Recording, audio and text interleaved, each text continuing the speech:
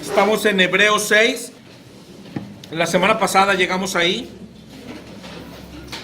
Comenzamos por Hebreos 5, si te acuerdas. Y haciendo un recuento. No sé si te preguntes ¿por qué cada semana? ¿Por qué cada viernes? ¿Por qué cada domingo hacemos un recuento de lo que vimos en la sesión pasada? Porque estudiar, por ejemplo, hoy vamos a estudiar Hebreos 6 y no lo podemos, bueno, sí podemos, pero no debemos entenderlo aisladamente. ¿Sí? Hebreos 6, que hoy vamos a estudiar, tiene que ser entendido en todo el contexto. Y no solo Hebreos 6, Juan 3, Mateo 1, Apocalipsis 20, todos tienen que ser entendidos siempre en su contexto. ¿Sí? Principalmente, por ejemplo, hoy que estamos en Hebreos, esta es una carta que se escribió de corrido en una sola sentada, y con una sola idea. No solo esta, cada carta tiene una idea, algo que decir, y eso es lo que buscamos. En ese contexto tenemos que entender o interpretar todo lo que estudiemos. Hoy esto es muy importante, siempre lo es, pero lo que hoy vamos a estudiar, esto se vuelve muy importante. Salud. Desde finales de Hebreos 4 y casi todo el 5, si te acuerdas, está el autor hablando de algo grandioso, de algo glorioso. Está hablando del sacerdocio de Cristo. De hecho, del sumo sacerdocio de nuestro Señor Jesucristo. Y luego vimos que hizo una pausa como para hacer una exhortación. ¿Sí? Hoy vamos a usar mucho el diccionario. Hoy vamos a regresar a ver consejos que tal vez hemos visto, que tal vez te he dado de este tipo, de cómo estudiar, de lo que tenemos que hacer. Hay que usar diccionarios, hay que usar concordancias. Y hoy en especial vamos a usar mucho el diccionario, pero no porque hoy sea diferente. Por lo regular yo siempre lo uso, pero lo que quiero es que tú veas la importancia de su uso, la luz que puede darnos un diccionario, lo importante que es un diccionario. Mi hermano Aldo lo voy a comprometer, creo que ahí tiene una herramienta todavía, ¿verdad, hermano? ¿Todavía tienes una herramienta para tableta o para lo que sea? Para Android. Para androides, nah, una herramienta muy buena que una vez me la compartió y es muy útil. En un solo, va a parecer comercial, pero en un solo clic tienes varias versiones de la Biblia, varios diccionarios, concordancias, comentarios, en un solo clic. ¿Y por cuántos mensuales? Pero mi hermano Aldo, si quieres levántales la mano, mi hermano, y para que lo conozcan de una vez. En realidad es una súper herramienta, ¿ok? Si tienes una tableta, una computadora o algo en que llevártela, no hoy, ¿verdad? Pero puedes molestarlo cualquier otro día y es una súper herramienta para estudiar la Biblia, ¿ok? Para ir estudiando como se debe estudiar, despacito, ¿no? Leyendo, pero despacito. Por ejemplo, aquí estamos hablando que llegamos a una exhortación. A veces estudiamos la Biblia oyendo palabras y como creyendo que sabemos lo que significan. Y a veces cuando vas al diccionario, bueno, muchas de las veces te vas a encontrar con que, ok, sí sabías, qué bueno lo que significa, ¿no? Que era algo común, que era algo conocido, etc. Pero muchas veces te vas a encontrar cuando vas a un diccionario que no significan lo que tú pensabas que significan. Y eso simple cambia todo. A lo mejor cosas que habías entendido de una forma, con ir al diccionario ya te vas a dar cuenta que no tenías nada de razón, ¿no? Entonces, ¿para qué caminar? A veces es claro que es bueno tener una lectura simple de la Biblia, no ir leyendo cosas y ya ir leyendo y se acabó. Pero hay tiempo que no es para eso. De hecho, lo que nos topamos la semana pasada es que el autor de Hebreos nos llamó a dejar la pereza, a ser maduros, a ponernos a estudiar, a que debíamos de ser ya maestros. Y para ser maestros ya ahora sí, no basta una lectura simple de la Biblia. Hay que usar diccionarios, hay que usar comentarios, hay que usar concordancia y todas las herramientas que tengamos a la mano, ¿verdad? Exhortación, por ejemplo, lo que es la principal motivo de la carta. Si vas a un diccionario, en la Strong, es la palabra 3874, que a su vez viene de la palabra 3870 del griego, que es la palabra paráclesis. Significa, por ejemplo, la 3870 significa llamar cerca, pero exhortación solo viene de esa. Entonces exhortar es llamar, pero aparte significa implorar. Entonces exhortar significa llamar a alguien, pero estarlo implorando, implorarle, rogarle a alguien. Eso es exhortar. Por eso digo que es bueno tener otras herramientas. La Strong es muy buena concordancia. No es tan buen diccionario, ¿sí? Yo creo por causa de espacio, ¿no? Pues imagínate ya el librote que lo es. Y no es un buen diccionario. Bueno, mejor dicho, no es el mejor diccionario, ¿sí? Hay otros mejores diccionarios. Te toparás a veces los que usan la Strong, que te da definiciones muy cortas. A veces ni siquiera te da definiciones, sino solo sinónimos o cómo se traduce, ¿no? Entonces es bueno que aparte de los que usan la Strong, usen un diccionario. Yo uso el Vine o Vine, no sé cómo se diga. Ese es un buen diccionario. Y aparte te liga, usa las mismas numeración que tiene la Strong, entonces ya es una buena herramienta, ¿ok? Pero la herramienta que te digo que tiene mi hermano Aldo, esa tiene más diccionario. El diccionario Vine dice de exhortar, que es apremiar a alguien para que siga un curso de conducta. Si te fijas, es una mucho mejor definición. Apremiar, dice, otra vez te repito, apremiar a alguien para que siga un curso de conducta siempre en anticipación, mirando al futuro. Es decir, apremias a alguien, apresuras, tienes que hacer esto, ¿por qué? Porque es como si yo estoy viendo el futuro, lo que va a pasar en el futuro si no haces esto. Eso es una exhortación. Y esto es lo que hemos visto que hace la carta, el autor de los Hebreos, es su principal propósito, exhortar, que entonces ya si juntas todo es rogarles, implorarles, pero apresurándolos. Es decir, es un ruego a que hagan algo y hay que hacerlo ya, deprisa. ¿Por qué? Porque Él les está diciendo lo que podría pasar en el futuro. Vimos casi al final en Hebreos 13:22.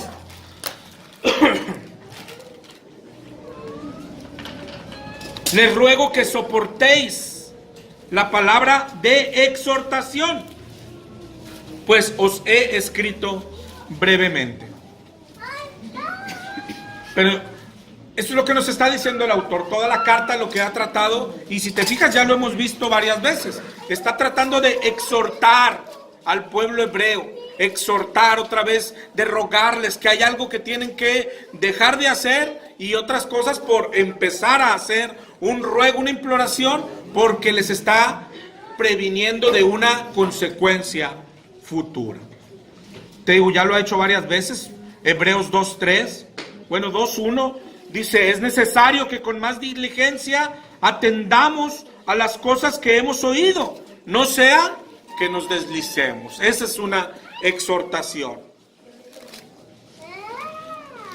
2:3 dijo, ¿cómo escaparemos nosotros si descuidamos una salvación tan grande? Escapar en el diccionario, en el Strong, es la 1628. Casi todo el número que te diga es del griego, pues por cuanto hebreos estamos en el Nuevo Testamento. Es la palabra ekfeugo, que significa huir, salir, ir fuera de un lugar. Eso es lo que significa escapar. Pero se usa, otra cosa que no solo basta, hermano, para entender una palabra. Claro que es buena la concordancia, es bueno el diccionario, pero no solo basta eso. Hay que ver por la misma Biblia el uso que se le da a esa palabra. Por ejemplo, la palabra escapar, que ya vemos el diccionario, significa huir, se usa como un salir fuera, pero de donde hay algo peligroso, donde hay algo malo por venir, o algunas consecuencias por venir. Por ejemplo, en Hechos 16:27, cuando el carcelero se iba a matar, pensando que los presos, dice ahí Hechos 16:27, habían, y es la palabra que se usa, ekfeugo, es decir, habían huido, ¿sí? Habían escapado de la cárcel. Allá adelantito en Hechos 19:16.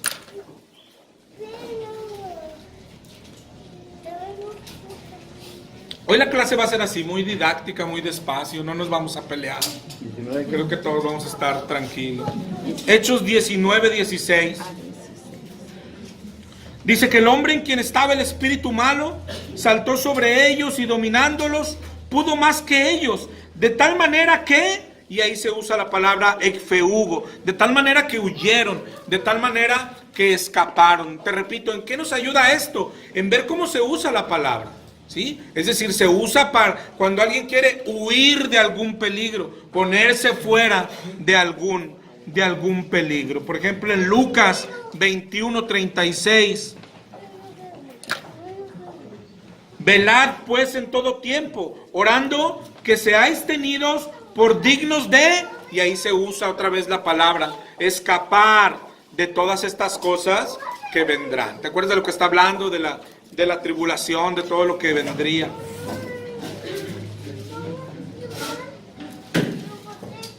Y es lo mismo, es la que se usa aquí.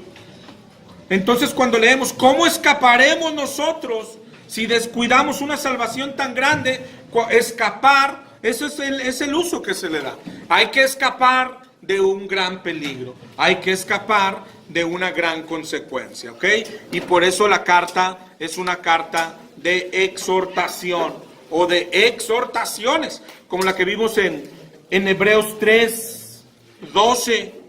Mirad, hermanos, que no haya en ninguno de vosotros corazón malo de incredulidad para apartarse del Dios vivo. En Hebreos 4 nos volvió a prevenir, dijo, temamos, no sea que permaneciendo aún la promesa, alguno de vosotros parezca no haberlo alcanzado. Y en ese contexto, y más que debemos analizar hoy, es que llegamos a Hebreos 5. Y nos dijo en Hebreos 5:11 otra exhortación. Acerca de esto tenemos mucho que decir, pero difícil de explicar. ¿Por qué? Porque os habéis hecho tardos para oír. Que decíamos la semana pasada, os habéis hecho perezosos, os habéis hecho holgazanes. Después nos sigue diciendo en el 5:12 cuál es el resultado de ser perezoso. Dice, debiendo ser ya maestros después de tanto tiempo, y nos da ahí todas las consecuencias. En el 5:13 nos dice, todo el que participa de la leche es inexperto. Es decir, el ser perezosos, el ser flojos para estudiar la palabra, el ir a un paso muy lento, ¿qué nos hace? Pues ser inexpertos. Y inexperto, ¿qué significa? En el Strong, es la 552, significa ignorante en la palabra. El Vine, inexperto, significa sin experiencia en la palabra. Entonces, el ser perezosos, el no estudiar, el que nos venza la flojera, el no tener tiempo para la Biblia, pues esto es tan sencillo. ¿Qué nos hace? Pues ignorantes en la palabra. Y nos deja ignorantes en la palabra. Los perezosos son inmaduros, los perezosos son niños, los perezosos son inexpertos. Y en ese contexto es que llegamos a Hebreos 6, que es el que vamos a estudiar hoy. Hebreos 6, y vamos a hacer dos cosas. Vamos a hacer, como dicen por ahí, matar dos pájaros de un tiro, ¿no? Primero, claro que entender, ir discerniendo lo que nos dice, lo que nos manda, lo que nos exhorta. Eso es lo primero, entenderlo. Y después nos va a dar oportunidad, Hebreos 6, de ya mismo ponerlo por práctica. Es dejar de ser perezosos y ser lo que el autor de Hebreos nos está exhortando que seamos y que hagamos. Hebreos 6:1, la exhortación es: dejando ya los rudimentos. Rudimentos son los fundamentos, son lo básico. Acuérdate cuando hablamos de esto, no es falsa doctrina, sino que es lo básico, es la lechita. Son enseñanzas buenas, pero ya es algo que ya deberíamos de saber. Eso dice el autor de Hebreos. Y dice, dejando ya eso, los rudimentos de la doctrina de Cristo, vamos adelante a la perfección. El Señor quiere que seamos maduros. Perfección, esta palabra es importante y eso es lo que significa. En la Strong es la 5047 y significa completo o maduro. Eso es lo que significa perfecto.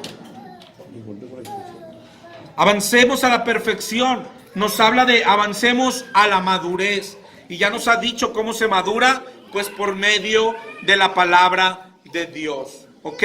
Al irla conociendo, al irla estudiando, pero no solo eso, sino al irla creyendo y al irla poniendo por práctica. No solo se trata de escuchar, no solo se trata de leer, de aprender, sino de creer y de que transforme nuestra vida.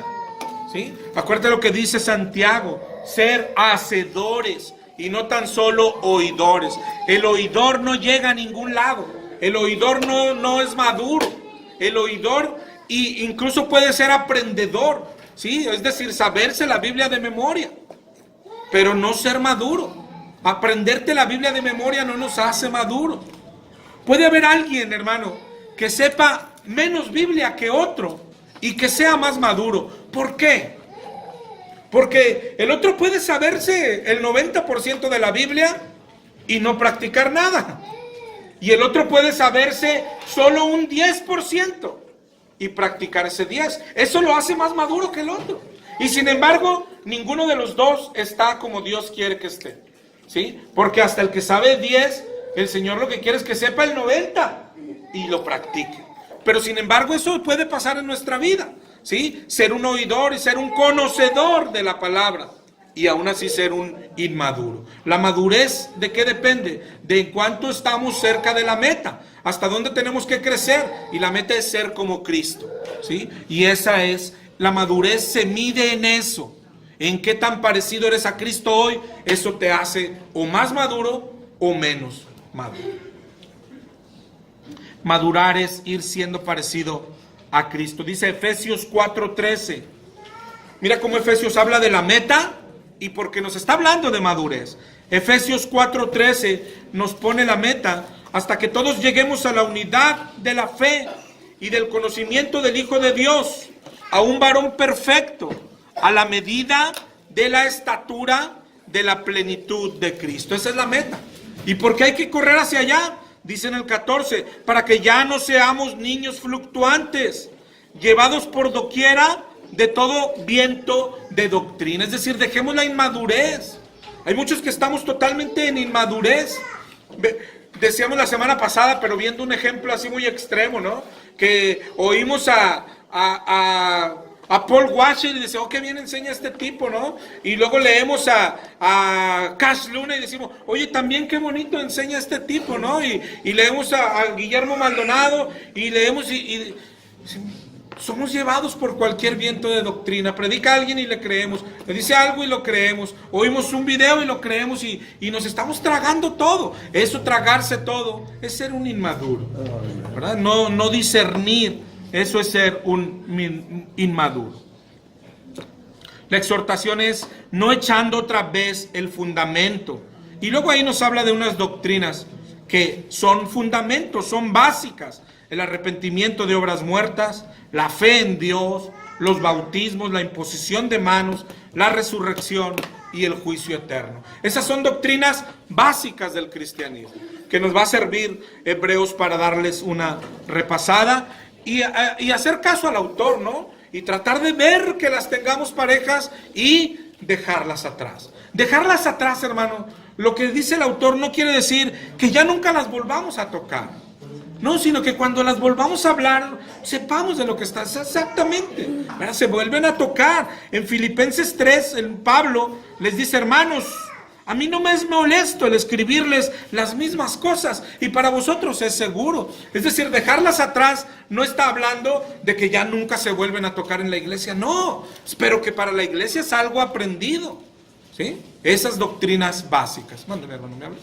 Ahorita que hablamos de la perfección, siempre ha sido un tema polémico, ¿no? De que la perfección es aquí o cuando venga el Señor. Bueno, nada más para que quede más claro, que la perfección se nos demanda aquí en la tierra.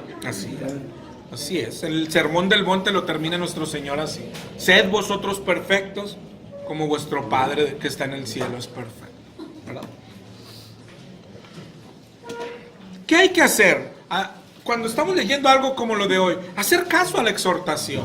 No solamente hoy, las exhortaciones son para sí examinarlas. Es decir, una exhortación que llega de parte de un hermano, de un conocido y hasta del peor de tus enemigos. La exhortación es para tomarla, analizarla y si tiene razón es para hacer caso, ¿no? Hasta de tu peor enemigo me refiero hasta aquel que te dice, oye, si eso es ser cristiano. No, hombre, yo no quiero ser cristiano. Y a veces los cristianos decimos, ¿y quién es este para juzgarme? Si yo voy a la iglesia y me quemo las pestañas. No, tú toma la exhortación, dile, oye, ¿no será que mi vida en realidad no está reflejando lo que soy?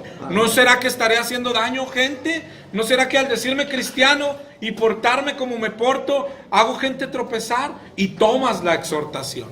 Venga de quien venga, la exhortación se examina. Y si tiene razón, la exhortación hay que tomarla, ¿verdad? El ruego hay que tomarlo. Y con Hebreos, pues, ¿qué vamos a hacer? Pues tomarlo. Dice Hebreos 6:3. Y esto haremos si Dios en verdad lo permite. Lo tenemos que hacer. Pero no solo por eso. Por ejemplo, cuando alguien nos dice, oiga, si usted su vida no es cristiana. ¿Okay? Yo lo examino, tal vez tenga razón y lo tomo. Pero no lo tomamos, hermano, porque hoy amanecí de buenas, ¿no? Hoy amanecí escuchador y oidor de consejos. No, lo tomamos porque lo que está haciendo el autor de Hebreos es porque hay una consecuencia también. Y una consecuencia grande. Es decir, es bendición, hermano. Cuando tú estás endurecido por un pecado, lo que le pasó yo creo a Pedro, cuando dice la Biblia que primero judaizaba, se juntaba con judíos y luego con gentiles y andaba de allá para acá, y Pablo dice, yo llegué y lo exhorté delante de todos para que tuviera vergüenza, ¿verdad? ¿Y qué hizo Pedro? Tomó la exhortación, ¿verdad? Tomó la exhortación. ¿Pero por qué? Porque hay una consecuencia. Es decir, que alguien te diga, tu vida no refleja lo que dices que es. Si tú te cierras, ay, ¿qué? ¿Y él quién es? Y yo usted está peor. Lo que hacemos los cristianos a veces es eso, ¿no? Usted está peor. Y más cuando somos esposos. Oye, es que amor, estás fallando en esto. ¿Y tú qué? Pues tú estás peor. Sí, pero es una bendición que alguien te exhorte. Toma la exhortación y corrige, ¿verdad? Porque la otra ya no va a ser exhortación. La otra es cuando nos levantemos, cuando estemos delante de Dios y el Señor nos diga, no te conozco, hayamos edificado en la arena y que nos demos cuenta de una manera más dura y sin solución. Hoy tiene solución y para eso son las exhortaciones. Ahora el libro de Hebreos, que sigue exhortando, nos dice, esto haremos si Dios en verdad lo permite. Pero ¿por qué hay que hacerlo? Si no lo hacemos, ¿qué pasa? Hoy estamos hablando de madurez que va ligada a nuestro estudio de la palabra. No podemos tener excusas, hay que estudiar la palabra, ¿ok? Y si no, alguien puede decir, bueno, y si no, ¿qué pasa? Hay quien dice que no pasa nada, pero en el 6:4 viene la exhortación. Todas las exhortaciones son fuertes, hermano, en la Biblia. Esta es una de las más fuertes. Esta es una de las advertencias más fuertes. Dice en el 6:4, lo que la hace más fuerte es la palabra con la que empieza, porque es imposible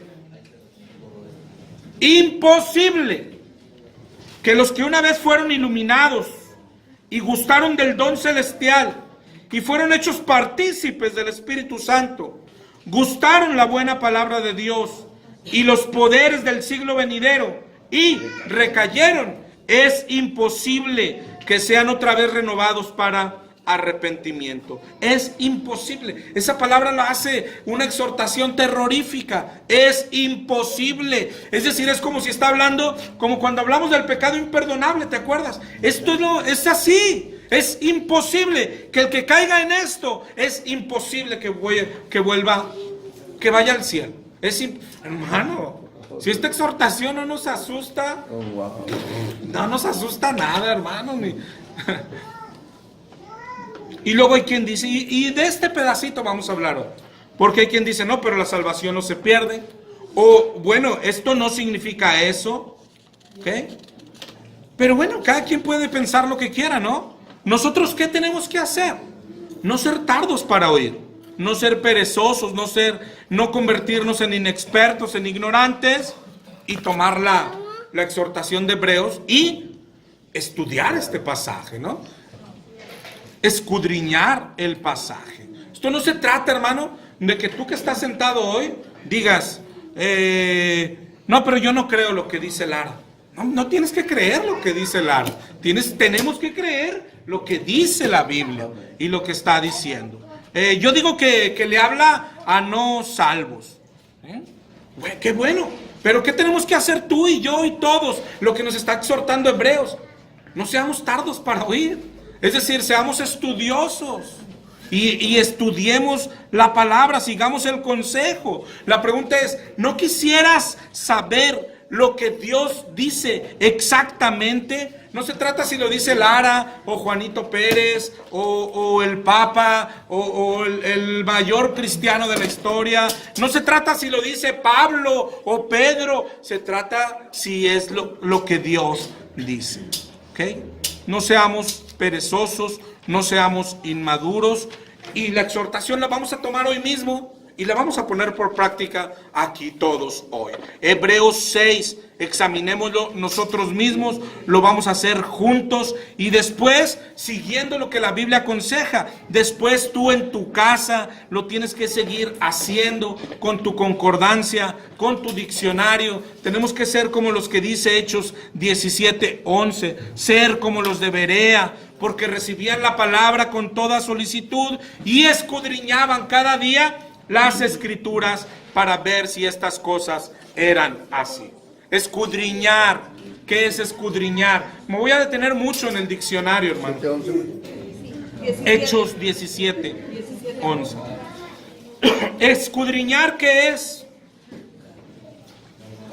En la Strong es la 2045, que significa buscar o investigar.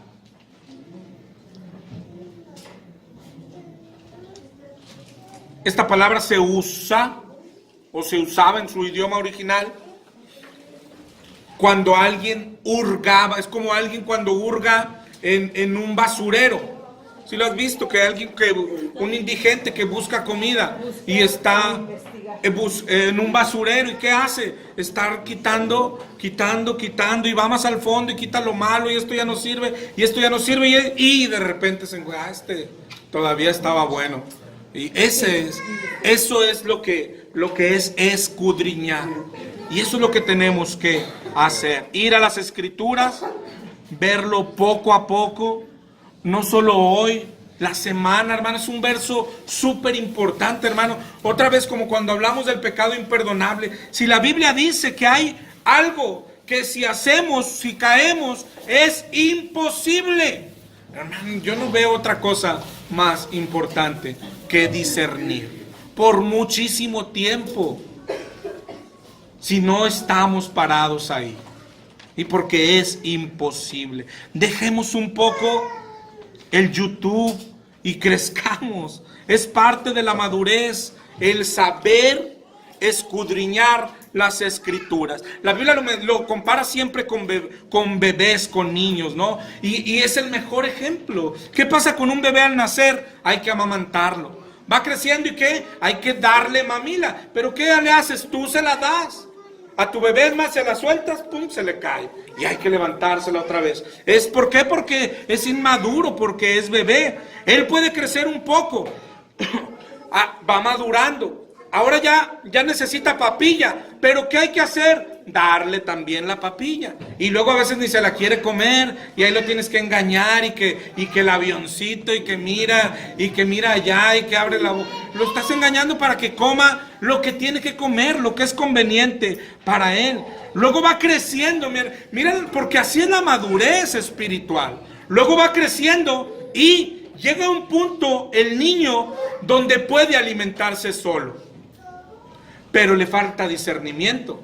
Tú sientas a veces a un bebé que ya puede alimentarse solo y pasa un cucarachito, hermano. Yo no sé si tú has visto. ¿Quién agarre un cucarachito y esto qué? Y paz para adentro. ¿Sí? Hay quien los que usan pañal y de repente se hacen su popó y ay, ¿qué onda? ¿Y esto qué es? Y ya puede alimentarse solo. Ya maduró. Ya puede comer solito, pero le falta discernimiento. Y muchos hemos madurado hasta este punto. Muchos decimos, yo no dependo solo de una reunión, y eso es muy bueno. Yo me alimento por mi cuenta, pero estamos en ese que no sabes qué es bueno, qué es popó, qué son cucarachos, y andamos comiendo de todo. ¿Cuál es la señal de madurez? Que come solo y que discierne y sabe lo que tiene que comer. Esa es la señal de madurez. Lo leímos en Hebreos 5:14. El alimento sólido es para los que han alcanzado madurez. ¿Quiénes son estos? Los que por el uso tienen los sentidos ejercitados en el discernimiento del bien y del mal. Y nosotros tenemos que, no sé si lo veas, aún con la figura que usa la Biblia, lo peligroso que es. Claro que vamos creciendo, ¿verdad? Creciendo de repente. Los más inmaduros, ¿quiénes son? O los que describe la Biblia, y solo hablo de los que estamos acá. El más inmaduro, hermano, está diciendo el que no estudia la palabra por su cuenta. Sí, el que viene el domingo a escucharme, pero no estudia la palabra, ese es un inmaduro. Muy inmaduro. Su final va a ser terrible, porque nos llaman a madurar. ¿Sí? Ese es muy inmaduro. Hay otro que ya avanza, no dependo de Lara, yo ya sé alimentarme solo. Pero hay muchos que estamos en ese punto, en un grado de inmadurez. ¿Cómo se detecta esto? Tú los detectas, y otra vez yo estoy hablando de nosotros, ¿no? Cuando alguien te manda, no sé, o te recomienda un autor como bueno y tú dices, ¿de qué me habla? O te recomienda una prédica y tú dices, es basura. O sea, no discierne lo que tiene que comer. O te habla de un pastor como bueno, cuando tú dices, este tipo es del diablo, hombre. ¿Y cómo no nos damos cuenta? Porque hemos llegado a una madurez donde queremos alimento, pero nos comemos cualquier cosa, ¿verdad? La madurez tiene que ir más allá. Claro que alimentarnos solo, pero alimentarnos solo del alimento sólido. No hay otro alimento más sólido que este, hermano, ¿verdad? Y eso es lo que nos exhorta Hebreos, y eso es lo que yo te exhorto, ¿verdad? Y bendice más una hora en la Biblia que una hora en YouTube oyendo. Así Pablo bajara, dice, y grabara videos, hermano. Bendice más una hora en la palabra de Dios directo. Oye, a veces es difícil de entender, por eso la recomendación es busca un diccionario, busca una concordancia, ¿verdad? Pero bendice más, mucho más, una hora en la Biblia que en el Facebook, hombre, en el YouTube, en cualquier lado. ¿Sí? Hebreos 6, sin embargo te voy a encargar un ejercicio en el YouTube. Último y luego ya lo cierras, te cancelas la cuenta. Hebreos 6, dale al YouTube. Hebreos 6 prédica. La abres, te aparece toda la lista. Yo ya las he escuchado casi todas, hermano. Y con los puros títulos tienes. Hebreos y títulos son así. Hebreos 6 enseña la confianza en la salvación. Hay otro que dice Hebreos 6 no enseña que la salvación se puede perder. Hay unos de Chuy Olivares en el mismo tenor, que Chuy Olivares incluso hoy predica todo lo contrario. Hay otros que Hebreos 6 no dice lo que parece que dice. Hebreos 6, ¿puede un cristiano apostatar de la fe? Y lógico, el predicador va y concluye que no. Hebreos 6, ¿acaso se pierde la salvación? Y otra vez vas y el predicador concluye que no. Hebreos 6, la seguridad de las promesas de Dios. Hebreos 6, ¿quiénes son los apóstatas de Hebreos 6? Y el predicador lo escucha y dice que no eran cristianos, ¿no? Que eran otros los apóstatas. Y así, y en muchos de ellos, yo te digo, yo creo haber escuchado la mayoría. Porque aunque yo te recomiendo, yo escucho mucho YouTube, yo escucho bastante YouTube. La mayoría comienza el predicador diciendo, o en muchos de ellos, sabemos que Hebreos 6 es un pasaje difícil de entender. O sabemos que parece decir que la salvación se pierde, pero yo te voy a enseñar que no. Sabemos que es un pasaje controversial. Sabemos que es un pasaje difícil. Yo digo, ¿de veras? Hermano, es el pasaje más sencillo de la Biblia, yo creo. Es sencillísimo. No está más sencillo que Juan 3:16. Es la verdad, hermano. El que dice, sabemos que es un pasaje difícil.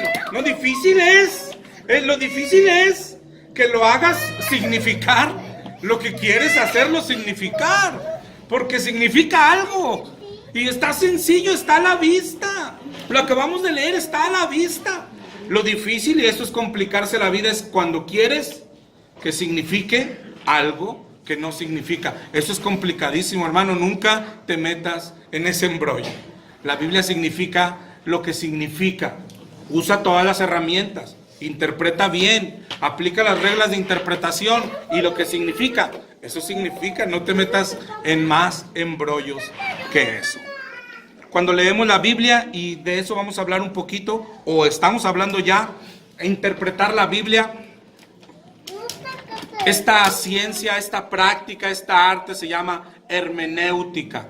Se oye acá súper guau. Entonces los pastores tenemos que hacer como que, hoy vamos a hablar de hermenéutica, para que tú digas, oye, pues eso es acá, eso nomás es el Papa, los obispos y los, bueno, de hecho los católicos eso predican, ¿no? Nadie puede entenderla más que el Papa y los obispos. Y hoy hay pastores cristianos que prácticamente dicen lo mismo, pero esto no es así. La palabra hermenéutica es el nombre que se le da, pero esto es interpretar la Biblia, que otra es entender la Biblia. Estamos hablando de entender, que el entendimiento está disponible para todos. Estamos hablando de buscar lo que Dios dice.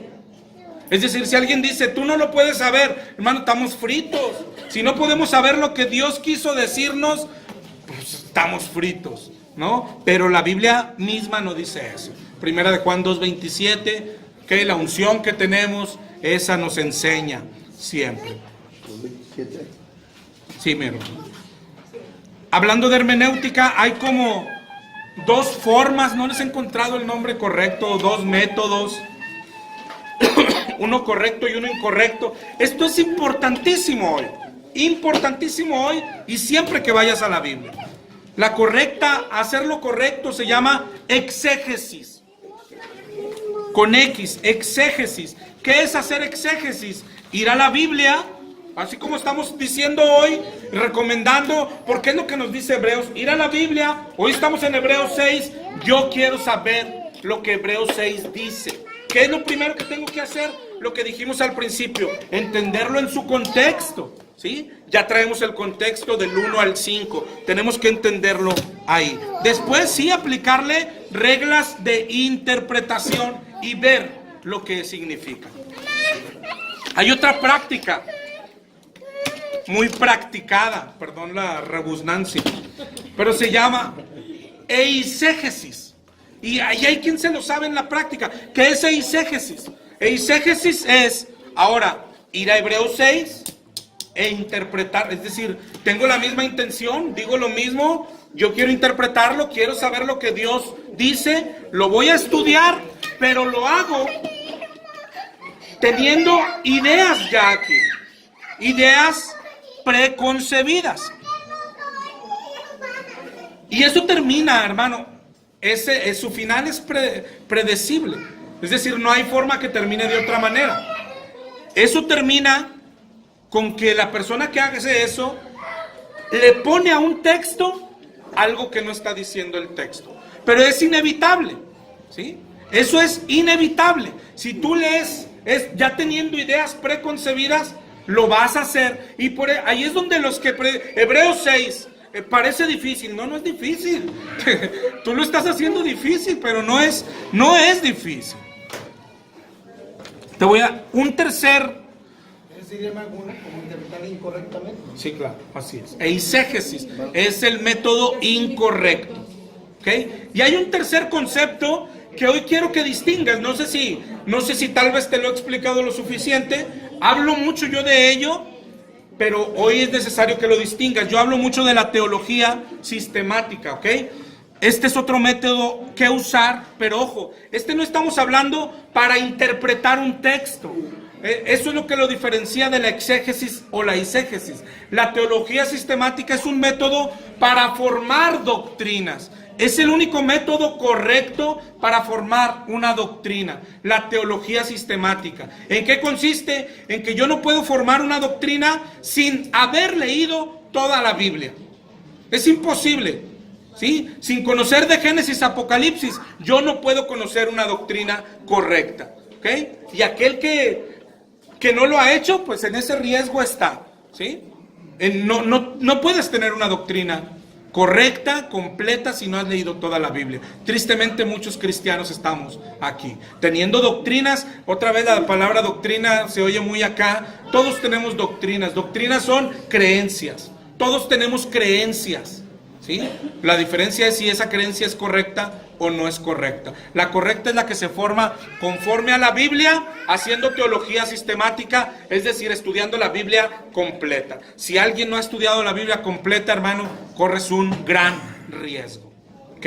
Es urgente leer la Biblia completa. La teología sistemática es diferente a la exégesis y eisegesis. Exégesis es hacer con un versículo o con un capítulo, como lo vamos a hacer hoy, ¿sí? Lo que vamos a tratar de hacer es discernir, interpretar lo que dice Dios en Hebreos 6. Y lo que diga, ojo, lo que diga aún no es suficiente para tener es decir, no vamos a descubrir hoy toda la doctrina de la seguridad de la salvación. No, solo se trata de discernir Hebreos 6. Y aún discerniendo Hebreos 6, no tienes toda la doctrina completa, pero sí tienes una parte de la doctrina, ¿verdad? Esto sirve para ver algo. Si yo quiero formar toda la doctrina, tengo que leer toda la Biblia, ¿ok? No importa cuántos videos hayas escuchado o cuántas personas hayas escuchado. Jeremías 17:5 nos dice, a ti y a mí, maldito el hombre que confía en el hombre, se apellide como se apellide, predique sana o torcida doctrina. La maldición es la misma, maldito el hombre que confía en el hombre. ¿Sí? Aunque predique sana doctrina, claro, aunque predique sana doctrina, hay una maldición. Maldito el hombre que confía en el hombre. Y hay quien admira tanto a una persona y confía tanto en esa persona. Le estás confiando tu vida eterna a una persona. Esto es de vida eterna. Yo estoy adentro del mismo costal, ¿ok? Yo estoy dentro de todos esos del que tú no debes confiar, del que tú debes de ser desconfiado. Yo estoy ahí adentro de todos ellos. Luego de ir a la Biblia y hacer exégesis a cada verso o a cada capítulo. Lo que decíamos ahorita, la teología sistemática se trata de ahora sí tomar todos los versos que tratan de ese tema y formarlos en filita. Las doctrinas, hermano, quedan hermosas, quedan facilitas, suaves, bonitas, porque son doctrinas de Dios, sin necesidad de quitar, de poner. Ya cuando yo he escuchado gente que dice, no, pero mira, si le quitamos una coma, no, ya retírate, hombre, date un tiro. O sea, si ya tienes que quitarle una coma a la Biblia, si ya tienes que, no significa lo que... Las doctrinas son facilitas, sencillas, ensamblan. ¿Alguien ha armado un rompecabezas? ¿Te has quedado al último con 2 o 3 piezas y esta no queda? Es más, te la pongo más difícil. Alguien ha armado una bicicleta a su hijo y se queda con, dice, oye, ¿esto dónde iba? Hermano, pues no lo hiciste bien, porque esa pieza iba en algún lado. Si tienes una pieza en tu mano y no encaja en algún lado, la hiciste mal. Desarma la bicicleta, porque un día tu hijo se va a dar un tortazo, cuando menos. Y es lo mismo con una doctrina. Oye, ya terminé casi, pero tengo esto, ¿qué hago? No encaja. Pues no encaja porque todo está armado mal. Desármala, porque un día delante de Dios te vas a dar un tortazo fuerte, ¿verdad? Porque es importante. Mira de lo que estamos hablando. Quiero saber cómo orar. ¿Cómo es la oración correcta?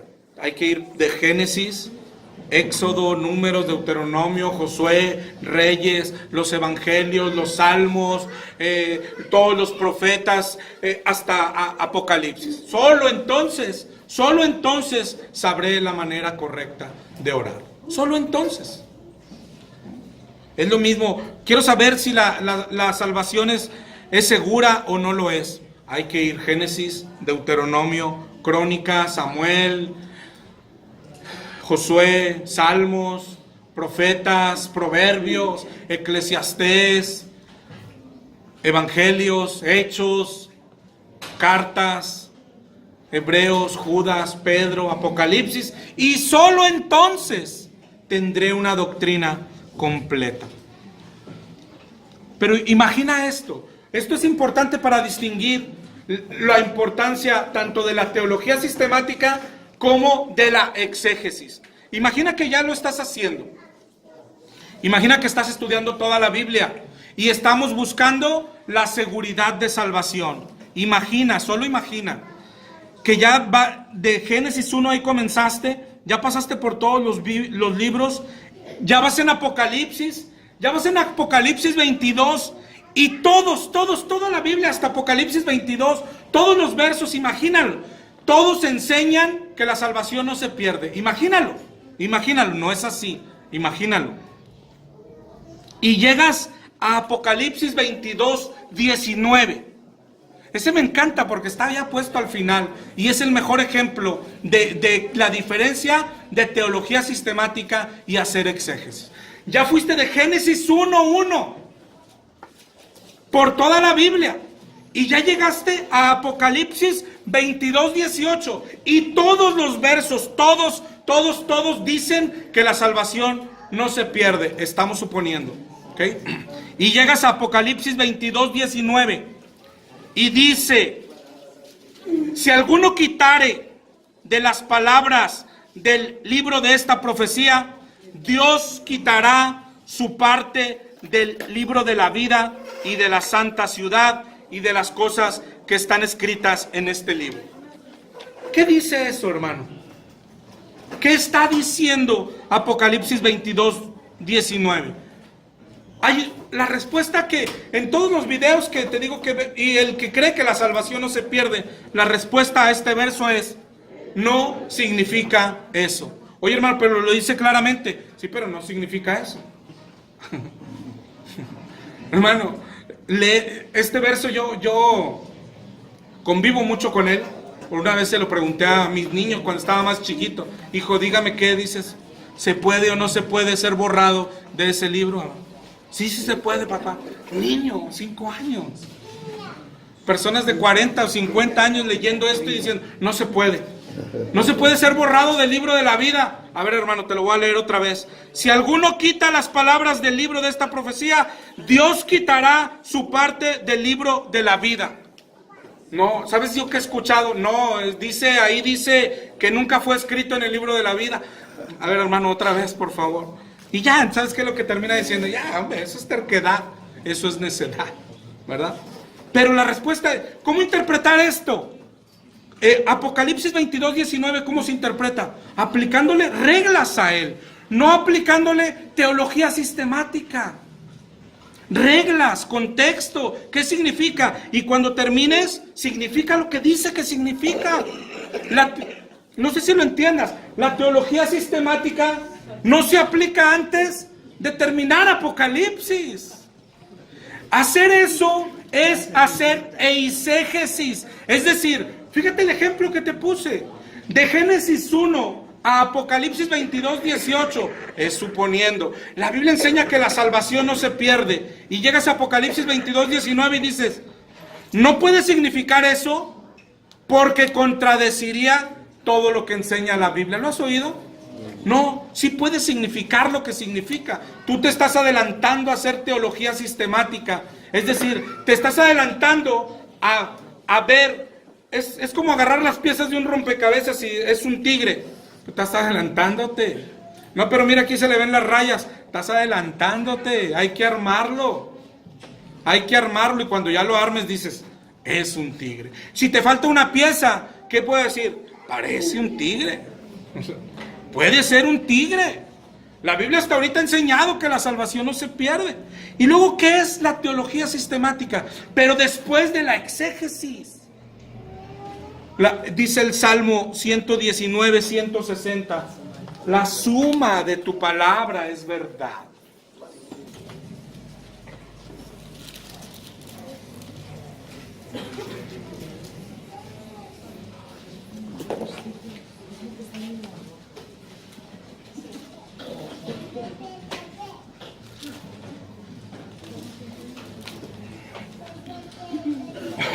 Es decir, la teología sistemática, hermano, es comenzar en Génesis 1,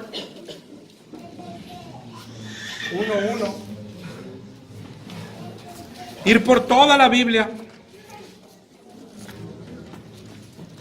pasar por Apocalipsis 22, y yo no puedo, es decir, hazte cuenta que quiero saber si la salvación se pierde o no se pierde. Yo no puedo saber la doctrina correcta hasta que no haya terminado Apocalipsis 22, ¿qué es? 21, ¿no? Sí, no, pero el último. ¿Sí? Yo no puedo aplicar teología sistemática si voy en Apocalipsis 22, 19. Todavía esto puede ser incorrecto, ¿verdad? Hasta que tengo el 22, 21. Es decir, ya pasé por Génesis, ya pasé por Éxodo, ya pasé por Deuteronomio, ya pasé por Salmos, ya pasé por los Evangelios, ya pasé por las cartas, y solo entonces sabré la doctrina correcta. Pero antes, cada carta, por ejemplo, no sé, Primera de Pedro, 1, 2, ni sé qué dice ahorita, ¿no? Pero ¿cómo lo tengo que entender? Aplicarle reglas a él, en su contexto, el diccionario, sacar qué significa, pero entenderlo. Y lo que significa, eso significa, ¿sí? Y Marcos 6:14, ¿qué? Le aplico reglas a Marcos 6:14 y significa lo que ahí dice que significa. Que eso es lo que vamos a hacer hoy con Hebreos 6. ¿Qué tengo que hacer con Hebreos 6? Y ahí es donde empieza lo correcto o lo incorrecto, hacer exégesis o hacer eisegesis. Cuando yo termino de leer Hebreos 6, hermano, ni hace falta tanto de lo que vamos a hacer hoy, ver diccionario y todo. En realidad, tú lo ves y dice algo. Cuando tú dices, hacer eisegesis, y mira cómo muchos lo podemos hacer, no significa eso, porque contradeciría a Juan 6:60, que dice que nadie las puede contradeciría. No, hermano, Juan 6:60, interprétalo en su contexto. Y Juan 6:60, oye, sí enseña que nadie las puede arrebatar. Eso enseña, anota lo que enseña. Pero llega Hebreos 6 y anota lo que enseña. Y al final, solo al final, tendrás armada una doctrina. ¿Cómo quedaría la doctrina supuesta? Ojo, otra vez, supuesta. De que de Génesis 1 a Apocalipsis 22:18, la Biblia enseñara que la salvación no se pierde, pero llegas al 22:19 y dice lo que dice. ¿Sabes cómo quedaría esa doctrina supuesta? La salvación es segura, no se puede perder, solamente si alguien quita las palabras del libro de esta profecía. Así quedaría esa doctrina supuesta. ¿Sí me di a entender? Hacer lo contrario eso es hacer eisegesis. Hebreos 6 no puede significar lo que claramente significa, porque contradeciría Juan 6 o contradeciría, no sé, cualquier otro verbo. Filipenses 3. No, tú toma Filipenses 3, saca lo que significa. Toma Juan 6, saca lo que significa. Toma Apocalipsis 22, saca lo que significa. Toma Hebreos 6, saca lo que significa, y la doctrina de hecho se hace con la suma de todo eso. ¿Sí? Es súper importante, hermano. Muchos resbalan en esto y por eso a mí me encanta Apocalipsis 22, ¿dónde está puesto? Porque está puesto para esto. ¿Sí? El resbalar es, oye, si ya de Génesis 1, Apocalipsis 22:18 enseñó una cosa, ¿a poco algo la puede contradecir? No, es que no la contradice. La Biblia... Y aquí nace de reglas de interpretación, pero hasta en las reglas podemos resbalar. Hay una regla de hermenéutica que dice, la Biblia no se contradice. Entonces tú llegas a Apocalipsis 22:19 y entonces le haces eisegesis. No puede significar lo que significa, porque entonces rompería esta regla de hermenéutica, contradice todo lo demás. No, es que esa regla no significa lo que tú crees que significa. Que no se contradice significa lo que sí significa, pero no está contradiciendo nada. Lo está complementando. Eso significa que la Biblia no se contradice, no tiene ni una sola contradicción. Oye, pero cuando aparentan, ahonda un poquito y verás que se complementan. Te digo aquí cómo quedaría la doctrina supuesta. La salvación es tan segura, no se pierde solamente en un caso. Si alguien quitare de las palabras del libro de esta profecía, porque así lo dice. Oye, no se contradijo, ¿lo viste? La complementó, te dio la doctrina correcta. Aún así estoy hablando solo de una doctrina supuesta, ¿no? Así es que vamos a empezar, apenas vamos a empezar Hebreos 6. Pero eso es un argumento, por ejemplo, a veces de los que piensan que la salvación no se pierde. Y mira cómo Hebreos nos va a enseñar esto. A veces el argumento de ellos es supuestamente engrandecer a Cristo. Cristo es tan grande, ¿a poco no puede cuidarla? Cristo es tan grande, ¿a poco? Pero mira la actitud del autor de Hebreos. También es engrandecer a Cristo. Pero él al contrario, al engrandecer a Cristo, lo pone tan grande que dice, y el que lo desobedece marcha. Actitud tan distinta de hoy. Es Cristo. ¿A poco no te va a poder salvar? ¿A poco no te va a poder conservar? ¿A poco no te va? No, sí puede. Pero el autor de Hebreos lo enaltece para decir, es tan grande, que el que lo desobedece marcha. ¿Verdad? Pero fíjate qué actitudes tan distintas. Uno aparenta exaltar a Cristo, pero solo para engañarse, ¿no? Que está seguros en Cristo, ¿no? Que ya no nos ve a nosotros, nos ve a Cristo, y lo ponen tan grande, y como nosotros estamos en Él, pues es tan grande que nos va a guardar. No, y Hebreos, no hay otro libro que exalte más a Cristo, ¿no? Y Hebreos lo pone tan alto, pero para decirles, es tan alto, tan grande, que hermano, que si el que desobedeció la palabra dicha por ángeles, marchó. Que si el que desobedeció la ley de Moisés, marchó, el que desobedece a marcha que ni qué, ¿verdad? Eso es lo que enseña el autor de Hebreos. Porque es imposible, esa es la palabra que nos atañe, imposible. No voy a ir al diccionario, ¿no? ¿Quién sabe qué significa imposible? No se puede. No se puede. Es imposible. ¿Ok? Y luego ya empieza a describir a alguien. Y esto es lo importante en describir, en entender. Ojo, esto es tan importante en entender si está hablando de que la salvación se pierde o no se pierde. ¿De quién está hablando? Y empieza a decir, es imposible que los que una vez fueron iluminados, ok, me detengo, el diccionario. Esto no se trata, esto es lo que yo te exhorto a hacer. Esto no se trata, no, es que yo digo que iluminados sí habla de salvos. No, pues yo digo que no. A ver, fórmense los que dicen que no acá, de perdí para saber, ¿no? Y los que dicen que sí. No, esto no se trata de eso. Se trata, ¿está o no hablando de salvos? Busquemos ayuda. El diccionario es nuestra ayuda. Iluminados. 5461 del Strong. Es la palabra fotizo.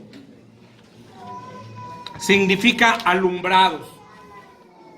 En el diccionario Vine significa resplandecer. ¿Significa salvos o no salvos? No, yo puedo dar y no dice mucho, la verdad.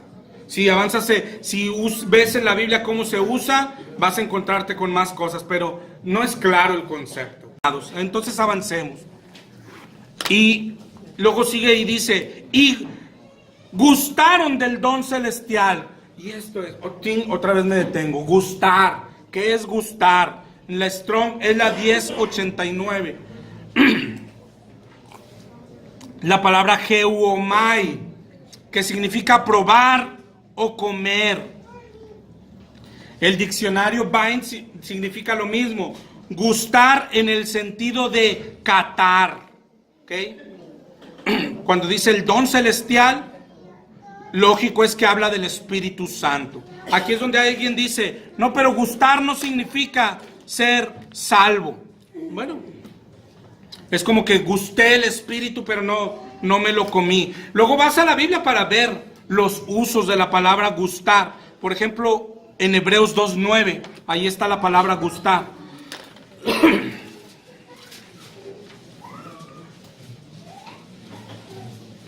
Hebreos 2:9. Pastor, disculpe, ¿cuál fue la primera palabra que dijo acerca de gustar? Probar. Probar. Hebreos 2:9. Vemos aquel que fue hecho un poco menor que los ángeles, a Jesús, coronado de gloria y de honra, a causa del padecimiento de la muerte, para que por la gracia de Dios, y ahí está la palabra geuomai, gustase la muerte por todos. Entonces, si este gustase se refiere a solo probar algo por encimita, pero no comérselo, entonces Jesús probó la muerte, pero no se la comió toda, ¿o cómo está? Bueno, pero está bien, todavía vamos a dejar el beneficio de la duda. Pero para que quede bien claro, sigue. Y fueron hechos partícipes del Espíritu Santo. ¿Okay? En la Strong, la palabra metojo, participante es que tiene parte. Viene de la 3348. En el diccionario Vine, partícipe significa participar de algo, tener parte en algo.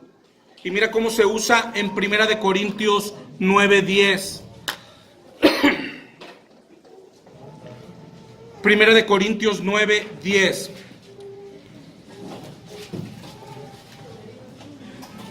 Por nosotros se escribió, porque con esperanza debe arar el que ara y el que trilla. Con esperanza de, y esa es la palabra metojo, recibir. Participar significa recibir algo, o se usa para recibir. Cosechar. Lo vimos también en Hebreos 5:13, cuando dice todo aquel que participa. Esta es la misma palabra. Todo aquel que metojo, participa de la leche. Entonces, ¿cómo participas de la leche? Pues tomándotela, comiéndola. Eso es ser partícipe. Ser partícipe, tener parte. ¿Sí? Es como que hoy compramos un pastel y lo partimos. ¿sí? Todo el que come del pastel es partícipe. El que no comió del pastel no es partícipe. Entonces, cuando está diciendo que fueron partícipes del Espíritu Santo, hermano, ahí tumba todo. Ni modo que alguien no salvo sea partícipe del Espíritu Santo, que tenga parte del Espíritu Santo. ¿Cómo es hoy la comunión con Dios? Por medio del Espíritu. Los cristianos tienen espíritu en Él. ¿Cuánto tienen? Parte. Tienen parte, son partícipes. Y aquí habla del Espíritu Santo, de tener el Espíritu Santo. ¿Puede alguien no salvo ser partícipe del Espíritu Santo? Hermano, claramente no, ¿verdad? Claramente no. Ojo, porque aquí lo que sigue es cómo se aplica la regla, la que hablamos ahorita. La Biblia se interpreta a sí misma. Este es el mayor ejemplo de que la Biblia se interpreta a sí misma. Mira, por ejemplo, sigue en el 6:5. Y asimismo gustaron. Y otra vez es probar y comieron. Pero comieron de la buena palabra de Dios. Solo en el 6:5, si yo viera, gustaron de la palabra de Dios, ahí cabe perfectamente que alguien, oye, aquí todos estamos gustando de la palabra de Dios. No todos somos conversos. Estoy de acuerdo, todos estamos escuchando palabra. Entonces, ¿cómo voy a saber si Hebreos 6:5 habla de conversos o no conversos? Porque la Biblia se interpreta a sí misma. Es decir, si ya cuando dijo fueron hechos partícipes del Espíritu Santo, ya concluimos que son salvos, acá está hablando, los que gustaron la palabra, está hablando de salvos.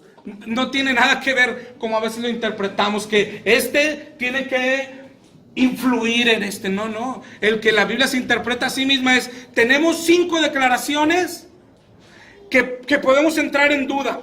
Oye, gustar el don celestial, ¿salvo o no salvo? No me gusta. Bueno, gustar la palabra de Dios, ¿se refiere a salvos o no salvos?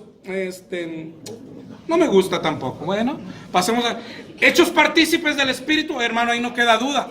Es salvos. Entonces, esa hace que las demás esté hablando de salvos. La Biblia se interpreta a sí misma.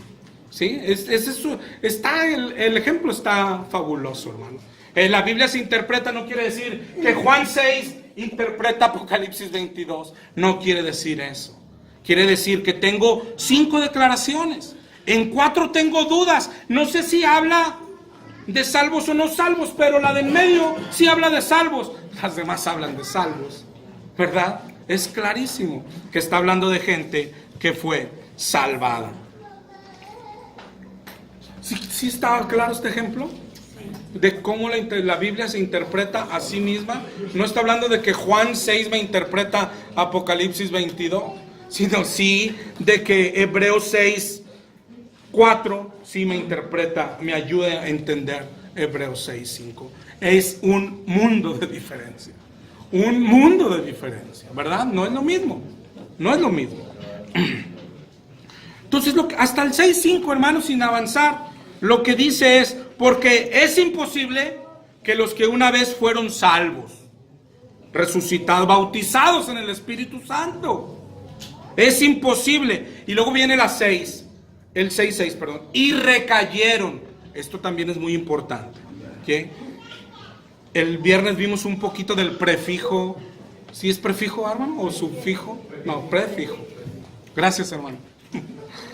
¿Qué significa? Repetición, ¿verdad? Pues lo hablamos porque el viernes vimos el nacer de nuevo, el renacer, la regeneración. Significa, el nacer de nuevo no significa alguien que nace, sino que nació, murió y nació de nuevo, renacer. Aquí es lo mismo, recaer significa alguien que cayó, luego fue perdonado y recayeron, ¿sí? Otra vez la misma palabrita recaer nos dice de quién está hablando. Alguien que había caído una vez, fue perdonado y recayó. Eso es lo que significa ahí, caer de nuevo. Es imposible que los que fueron salvados, es decir, que estaban perdidos, fueron perdonados y recaen. Esto es súper importante, hermano. Y mira lo que dice, es imposible. Es imposible. Es imposible. Mira, recaer en la Strong. Y este ya nos va a dar toda la luz. Este avienta toda la luz a Hebreos 6. El diccionario. Es la 3895 del griego. Recaer significa caer al lado y apostatar. Así es conocido. De hecho, Hebreos 6 es el pasaje que habla de la apostasía. De hecho, los ejemplos que te ponían ahorita en YouTube, hay unos que dice, ¿quiénes son los apóstatas de Hebreos 6? Y terminan, no eran los que sean salvos. Pero el pasaje habla de la apostasía.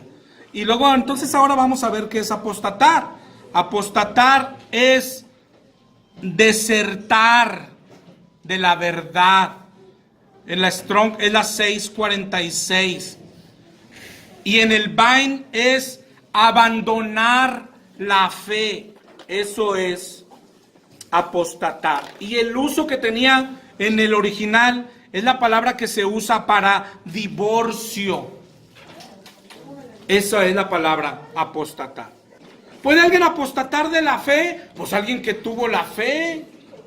Pues es algo, hermanos, disculpen la palabra a los que están acá en YouTube, pero es una pregunta boba.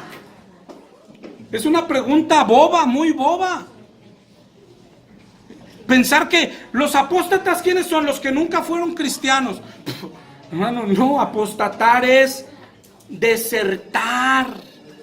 Y luego dice, es que no eran salvos, pero estaban en la iglesia. No, porque no habla de apostatar de una iglesia. Apostatar es apostatar de la fe. Entonces alguien que tuvo la fe y después abandonó esa fe. Eso es un apóstata. ¿Qué número es en este momento la palabra? ¿Número? 646. Ahora, siendo fiel a la palabra y para dar con toda la luz que tiene Hebreos 6, recaer no está hablando de un pecado ni de cualquier pecado común. Entonces recaer está hablando de apostatar, ¿verdad? Entonces ya hasta aquí, fíjate, como si hiciéramos lo que hicimos ahorita con Apocalipsis 22, pero hasta aquí he leído, hasta aquí que me ha enseñado la Biblia. Ahora vamos a suponer que de aquí atrás enseña que la salvación no se pierde, la salvación es segura en Cristo. Cristo es tu seguridad, todo, no la puedes perder, a menos que apostates. Si sales de la fe, no hay camino de vuelta. Eso es lo que enseña Hebreos 6, ¿sí? Eso es lo que enseña hasta ahorita Hebreos 6, ¿sí? De ese pecado habla, ¿sí? De recaer, que es apostatar, y ahí es a los apóstatas, es a los que le dice, es imposible que ellos regresen al camino. Échate ese. La apostasía que hoy existe, de hecho cuando vimos Apocalipsis 22, no implica incluso dejar una iglesia. Hay apóstatas estando en una iglesia, ¿sí? Siempre y cuando esa iglesia, es decir, mis creencias, sean las creencias incorrectas. Pero a la vez la muestra que tiene él, el fruto de corrección y de recapacitar, pues no puede venir por alguien si no es por el Espíritu, Santo, ¿no? Entonces, vamos a quedar como cuando hablamos del pecado imperdonable. Es decir, él está diciendo es imposible, pero vamos a suponer que yo recaigo que me aparto de la fe, y la Biblia dice que es imposible. A mí no me corresponde decir, no, pues ya dijo que ya no volviera y todo. No, a nosotros lo que nos corresponde es, perdóname por haber fallado. Y el Señor es tener misericordia, ¿no? Es lo mismo cuando hablamos del pecado imperdonable. No era para que sepas que es imperdonable, para que tú dijeras, nada, pues ya esto el Señor ya no lo perdona, ya me voy a mi casa o me voy a la cantina, ¿no? Al contrario, para que sepas que era grave y pidas perdón como lo que es, como algo grave. Esto está hablando así, o sea, es decir, ¿él será un apóstata o no? No, pero yo mismo un día tengo que preguntarme, ¿ya habré caído en apostasía o no? Pues si ya caí en apostasía, pues ya qué, ya es imposible que sea renovado y ya me voy. No, o sea, regreso a Dios y pido perdón, y de Dios es tener misericordia. Y todo se trata de fe, de lo que crees. Hay fe correcta y hay fe incorrecta. Y apostatar es alguien que empezó en la fe correcta y se aparta de ella. Eso es apostatar hoy. Sin dejar, es decir, puede alguien estar en una iglesia y ser un apóstata. Eso es lo peligroso para nosotros. A ellos les está diciendo porque lo que está pasando es otra cosa con ellos. Ellos están desertando físicamente, están dejando el cristianismo y yendo al judaísmo. ¿Sí? Pero para nosotros hoy tiene otra aplicación. Tú puedes estar en una iglesia y el apostatar de la fe depende de lo que creas. Quedarte en una iglesia siempre y ser un apóstata. Hebreos 10 es hermanito de Hebreos 6. De hecho hoy los íbamos a combinar un poco, pero vamos muy despacio. Pero es hermanito, la exhortación es muy parecida. 10:25.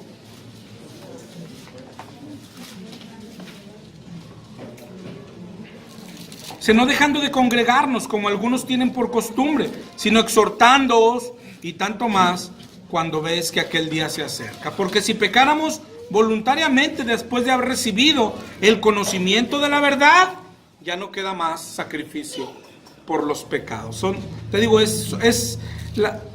Es hermanito Hebreos 6 de Hebreos 10. Nos va a ayudar mucho cuando lleguemos ahí a Hebreos 10, pero termina diciendo, y que es algo que también hace en Hebreos 6, que ya vamos a brincar para allá, en el 39, 10:39, dice, pero nosotros no somos de los que retroceden. Es decir, no estoy hablando de ustedes.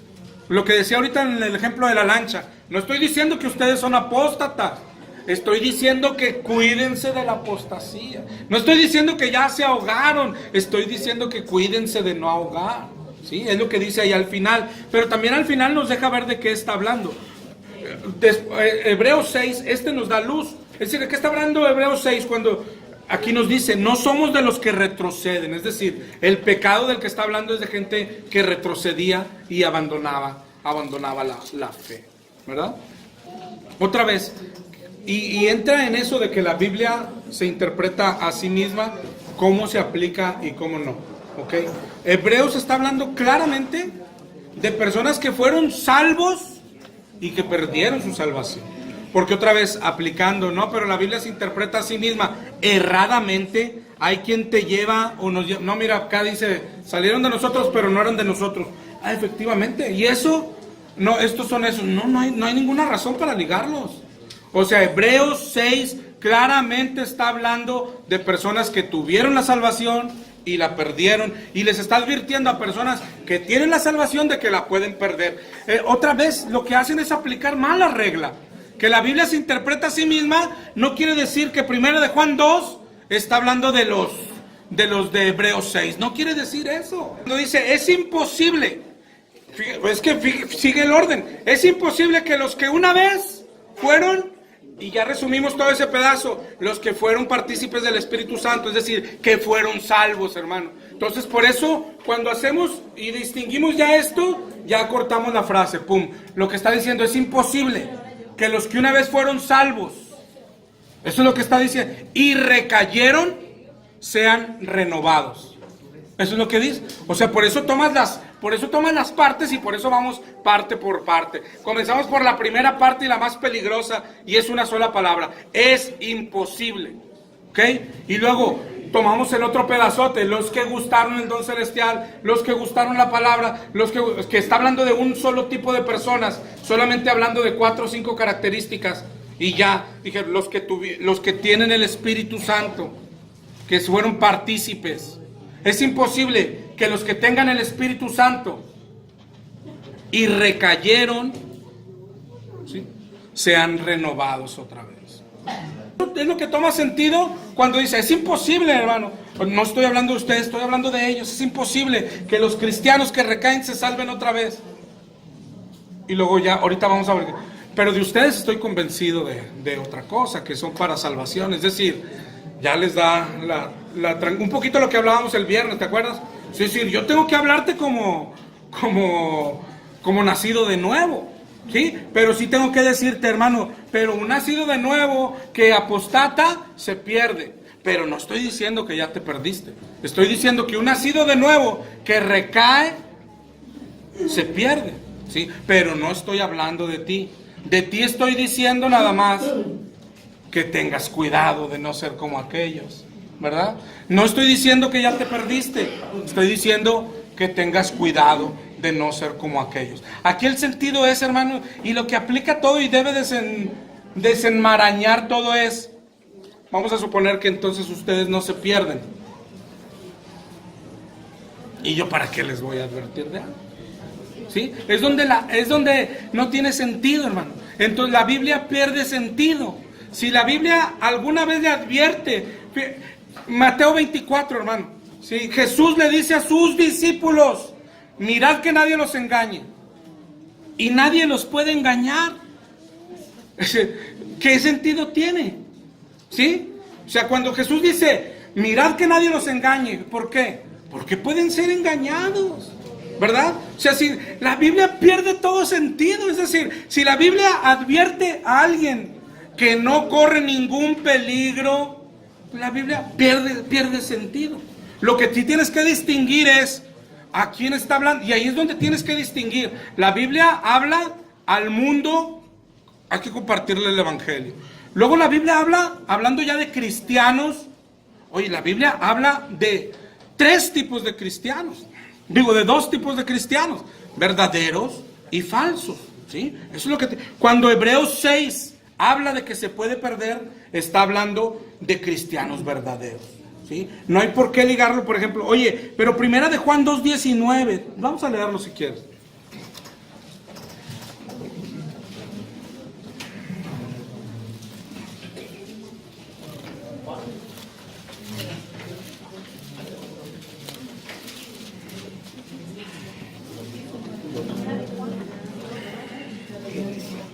Primera de Juan 2:19, salieron de nosotros, pero no eran de nosotros, porque si hubieran sido de nosotros, habrían permanecido con nosotros, pero salieron para que se manifestase que no todos son de nosotros, pero vosotros tenéis la unción del Santo y conocéis todas las cosas. Esto es lo que tienes que entender hoy. O sea, que la Biblia se interpreta a sí misma, no quiere decir que primera de Juan 2:19 interpreta Hebreos 6. Que la Biblia se interpreta a sí misma, ya lo vimos ahorita. Esto es, hay que aplicarle teología sistemática. Ya vimos, entonces en la iglesia hay quién sí tiene el Espíritu y quién no tiene el Espíritu. Sí. Entonces el que no tiene el Espíritu puede perderse. No. ¿Por qué? Pues está perdido. ¿Sí? Entonces eso no habla Hebreos 6. Hebreos 6 habla de los que tienen el Espíritu y pueden perderse. Y la teología sistemática, la suma lo que dice es, en una iglesia como esta hay trigo y cizaña. ¿Sí? Cuídate. La cizaña se pierde. No, la cizaña está perdida, ¿verdad? La cizaña está esperando el fuego. El peligro es que Hebreos 6 dice que el trigo puede perderse, ¿verdad? Tú eres trigo. Y otra vez, hermano, pues el que piensa que está firme, mire que no caiga. Eso es lo que dice. Esa es la teología sistemática. Por eso te digo, la confusión a veces entre si se pierde o no, es en emplear mal las reglas. Es decir, Hebreos 6 habla de unos que se pierden, pero yo voy a primera de Juan 2:19 y digo, entonces Hebreos 6 habla de esto. ¿Y qué te hace suponer eso? ¿Verdad? No, la teología sistemática no es así. Cuando claramente te habla de que un salvo se puede perder, y primera de Juan 2:19 habla de unos que no la tuvieron. ¿Qué quiere decir? ¿Son el mismo? No, son dos tipos de personas diferentes. En una iglesia hay personas que no eran de nosotros, ¿sí? Salieron. Oye, ¿cuántas personas hemos visto así? Que se congregan por un tiempo, se comportan como cristianos y tú los puedes ver después tomando otra vez. No eran cristianos, dice, no eran cristianos, claro. Ahí es de los que muchos hablan. Ese no era cristiano. No era cristiano. Nunca lo fue, yo estoy de acuerdo con ello. Pero lo que hacen los salvos, siempre salvos, son los únicos que existen. No, la Biblia habla de otro tipo de personas. Alguien que también caminó como cristiano y sí era cristiano y la perdió. Es decir, esta no me interpreta esta, las dos son verdad. La suma de tu palabra es verdad. En la palabra, en la iglesia hay gente que no es cristiana y camina como cristiana. Entonces esos se van a perder. pero nunca perdieron la salvación, porque nunca la tuvieron. Pero dentro de la iglesia hay quien sí es salvo, también camina con un tiempo y luego se aparta, pierde la salvación, pero ese sí la tenía. Es decir, no sé si me está explicando. Es maravilloso, hermano, es que la Biblia se interpreta así. Es decir, el error, si tú ya empiezas a distinguir cuando escuchas eso, ¿cuál es el error? Que me dicen, oye, Hebreos 6 son los de Primera de Juan. ¿Y de dónde sacaste eso? Así no se interpreta la Biblia. La Biblia dice, la suma de tus palabras es verdad. Tan verdad es Hebreos 6 como Primera de Juan. Y no se están contradiciendo, sino complementando. Es decir, es cierto que los que dice mi hermano que existen, hoy hay gente que camina como salva, pero nunca es salva. Ese se va a perder. Pero fíjate ahí cómo empieza la bobería del principio. Ese pierde la salvación. Oh, nunca la tuvo. Fingió, caminó, a lo mejor creyó él tenerla, pero nunca fue salvo. Pero ojo, hay que separar, ese es un tipo de persona del que habla la Biblia. No puedo encajonar a todo el que se aparta. Es decir, vemos a alguien que se aparta, era de Primera de Juan 2:19. Hoy veo otro que se aparta, no era de nosotros, ¿eh? ¿No? ¿Y por qué no? ¿Qué tal si era de Apocalipsis 22? Tu nombre estaba en el libro de la vida, pero fue borrado. Es decir, la Biblia nos está dando razón y fundamentos de que hay dos tipos de personas que se pierden. Uno que nunca la tuvo, efectivamente. Eso estoy de acuerdo, lo enseña la Biblia. Pero nada me da derecho, hermenéuticamente, a después todos los que salen, encajonarlos ahí. Oye, Judas era salvo, no era de Primera de Juan. Oye, Ananías y Zafira, no, eran de Primera de Juan. Oye, todos nos echamos al mismo costal. La Biblia no me está... Es decir, para ponértelo claro, la Biblia nos está enseñando que hay dos costales, ¿verdad? Yo no tengo por qué... por ejemplo, más adelante, Pablo mismo habla de Demas, en 2 de Timoteo 4. Demas me ha desamparado. Y ya nomás agarramos al pobre Demas y lo aventamos, nunca lo fue. Y luego más adelante, Himeneo y Alejandro también y todos nos echamos al mismo costal. Pero la Biblia nos está enseñando que hay dos costales. Eso es lo que tenemos que saber. Oye, si acaso lo que yo tengo que pensar, Himeneo y Alejandro, ¿de quién son? ¿De este costal o de este? No me lo dice la Biblia, ¿sí? No me dice si la tuvieron o no la tuvieron. Lo que me dice es que se van a perder, eso sí. Pero no sé si eso es lo que quiero, porque la Biblia lo enseña. La Biblia nos enseña que hay dos costales. Y entonces yo no tengo por qué agarrar a todos los que veo que se apartan y aventarlos a un costal. Si hay dos, cuando mucho, lo que tengo es que dejarlos afuera. Oye, ¿y Demas? ¿Si era salvo o no era salvo? No, la Biblia no lo dice. No lo dice. Oye, ¿y Ananías y Zafira eran salvos o no eran salvos? No, la Biblia no lo dice. Pero ojo, porque ese es un argumento de ellos. No lo dicen todas. No lo dice, es que ni tú ni yo sabemos. Si es que en esto ni tú ni yo tenemos razón. ¿Por qué los voy a aventar a Primera de Juan y por qué no los voy a echar a Apocalipsis 22? ¿Verdad? Pastor, yo tengo una pregunta. Mande. Ese Hebreos 6:10 dice, porque Dios no es injusto para olvidar vuestra obra y el trabajo de amor que habéis mostrado hacia su nombre, habiendo servido a los santos y sirviéndoles aún. ¿A qué tipo de...? Esa es la mayor, y esa es la mayor, lo que le da más fuerza al versículo. El orden es así, tú eres pecador, ya caíste, tú y yo fuimos hechos por Dios, ¿sí? Y luego caímos, ¿sí? Es decir, ese es el primer caer, estábamos perdidos, y luego el Señor nos dio vida, somos salvos, y ahí es donde dice, y recaen, ese segundo recaer, que es... Por eso, siendo fieles, Hebreos 6 solo está hablando de apostatar solamente. Otra vez, hay otros pasajes que hablan de otra cosa, otros libros, perdón, como Primera de Juan, es más duro contra el pecado. Pero Hebreos solamente está hablando de apostatar, ¿ok? Que el apóstata es imposible que regrese, eso ya. Pero el mismo consejo es como para cuando estábamos en el pecado imperdonable. Yo no puedo descalificarme, hermano. Imagínate, es decir... En el orden es así, pero imagínate a alguien que cree que es cristiano. Lo que hablamos, nunca lo ha sido, nunca lo ha sido. Y él cree que sí, ¿no? Nunca lo ha sido, se aparta de la iglesia, va a tomar, regresa a la iglesia, se une, y él cree, bueno, ya apostaté, pero otra vez, y nosotros le podemos aplicar la Biblia, pero aquí dice, él apostató, no ha apostatado, nunca lo ha sido, ha andado en 10 iglesias, pero nunca ha sido cristiano.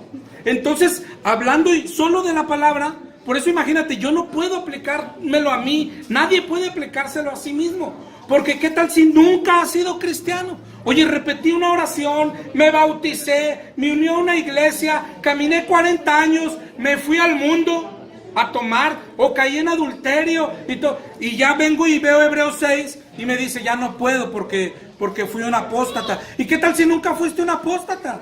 Simplemente eras un falso cristiano, ¿verdad? Entonces, igual que como el pecado imperdonable no es algo que yo me lo voy a aplicar a mí, yo siempre tengo, fíjate cuál es la esperanza, que nunca hayas sido cristiano. Esa es tu esperanza. Esa es tu esperanza de todos, hermano. Muchos venimos de otras iglesias. La esperanza es que nunca haya. Yo a veces les digo a los católicos, cuando dicen que con la hostia se recibe el Espíritu, yo les he dicho, lo mejor es que sea mentira, y lo es. Porque si no es mentira y recibiste el Espíritu y andas caminando en el mugrero, ya no tienes oportunidad. ¿Qué aplica para ellos? Que nunca fueron cristianos. No son apóstatas. Nunca fueron cristianos. Y eso es para nosotros, esa es la esperanza de vida. Que haya sido tan engañado que nunca fui un cristiano verdadero de los que haya tenido Espíritu Santo, porque entonces sí caigo en esto. ¿Cómo saberlo? Yo te aseguro que ni uno como persona lo podría saber. ¿Qué nos queda? El arrepentimiento y rogar. Porque cuando dice no hay oportunidad para el arrepentimiento, es Dios diciendo, yo no voy a ir por ellos. Ahora, yo podría ir por ellos porque el Señor puede traer al que quiera. Si yo no voy a ir por ellos. El que era cristiano verdadero y apostata, el Señor está diciendo, yo ya no voy por ti. Fui una vez por ti, hice todo por ti, te traje al camino, viniste, éramos amigos, era tu padre, tú mi hijo, y te fuiste, y lo que dice el Señor, yo ya no voy. Tú, mi hermano, última ya, mi hermano, porque tenemos que acabar. ¿Cuándo vamos a acabar? En otras palabras, y en relación a lo del viernes, entonces podría ser los que renacieron y apostataron contra la fe. Eso es imposible. Así es lo que dice. De hecho, es exactamente lo que dice ahí donde nos quedamos. Pero en el 9 hace lo que te decía. Hay como que aquí hay 3 personas que distinguir: el autor, ¿verdad? La audiencia, es decir, ¿a quién le está hablando a los hebreos? Y fíjate que cómo no es lo mismo. ¿De quién está hablando? ¿Verdad? El autor le está hablando a los hebreos y le está hablando de unos terceros. Es decir, pero esos terceros fueron salvos y se perdieron. Y mira los 3. Por eso es lo que decía ahorita. Y luego ya ahora sí le habla a los hebreos. Pero en cuanto a vosotros, ahora sí a ustedes, estamos persuadidos, que significa convencidos de cosas mejores y que pertenecen a la salvación. Síguete poniendo en el lugar. Ustedes los hebreos, yo el autor de la carta, ya les hablé de otros, de los que están ahí afuera. Mira, ellos tuvieron la salvación como tú y la perdieron. Ahí se pierde, hay que tener cuidado, etcétera. Escucha con más diligencia, etcétera, etcétera. Y luego ya te digo, pero no ustedes. Yo estoy convencido que ustedes son salvos. ¿Por qué? Porque los veo cómo se portan, los veo cómo luchan, los veo cómo aman la palabra. Por eso estoy convencido que son salvos. Pero luego el 11 dice, pero deseamos que cada uno de vosotros muestre la misma solicitud hasta el fin. Es decir, lo único que estoy diciendo es que tienes que seguirlo haciendo. Yo te veo cómo luchas, hay que hacerlo hasta el fin. Yo te veo cómo estás luchando contra el pecado, hay que hacerlo hasta el fin. Yo te veo cómo lees la palabra, hay que hacerlo hasta el fin. Es lo que enseña toda la Biblia. El que persevere hasta el fin será salvo. Es lo mismo que está diciendo Hebreos. Es decir, no te dije que estás perdido. Estoy diciendo que la salvación se puede perder, pero tú no. lo que estoy diciendo, lo que vimos desde el 2, que la cuides, que la cuides, que la cuides. El que venciere, ese heredará todas las cosas. El que persevere hasta el fin, ese entrará al reino de los cielos. Entonces es lo que enseña toda la Biblia. Es decir, el autor no les está diciendo están perdidos, son cochinos, yo te vi ayer viendo pornografía. No, él está diciendo si no guardas la salvación, la puedes perder. Yo sé que eres salvo, yo te veo cómo luchas, pero eso tienes que hacerlo hasta el fin.